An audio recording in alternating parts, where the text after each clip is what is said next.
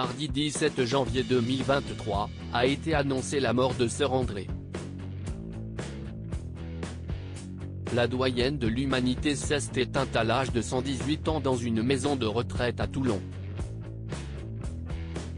Elle était la doyenne de l'humanité. Sœur Andrée est morte à l'âge de 118 ans, dans la nuit du lundi 16 janvier au mardi 17 janvier 2023.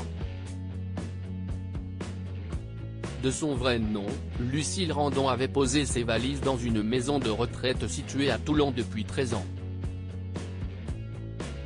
Là-bas, elle menait une vie tranquille qui l'avait conduite à devenir la personne la plus âgée dans le monde depuis le mois d'avril 2022 dernier.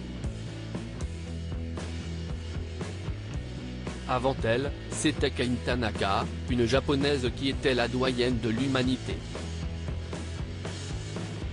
Elle avait ressenti une fierté et un désastre à la fois en apprenant qu'elle lui succédait, oui, parce que je voudrais rendre aux autres ce qu'ils m'ont donné.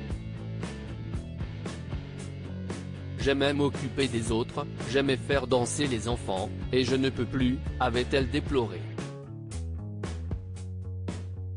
Sœur Andrée est partie comme dans une libération, selon David Tavella, chargé de communication de la maison de retraite dans laquelle elle se trouvait. Elle est décédée à 2 h du matin. Il y a une grande tristesse mais elle le voulait, c'était son désir de rejoindre son frère adoré. Pour elle, si est une libération, a-t-il expliqué. Sœur Andrée, une longue vie institutrice et infirmière à la retraite, Lucille Randon était diminuée depuis quelques années. Elle était aveugle et avançait dans un fauteuil roulant. La fin d'une vie très remplie. Née en 1904, Sœur Andrée avait dédié sa vie à sa foi, en tant que religieuse.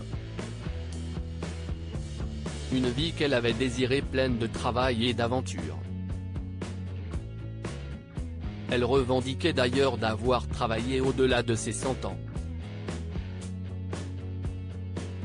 Celle qui ne se privait pas des plaisirs épicuriens de la vie voyait dans la discipline une source de force. On dit que le travail tue, moi si est le travail qui m'a fait vivre, j'ai travaillé jusqu'à 108 ans, avait-elle assuré.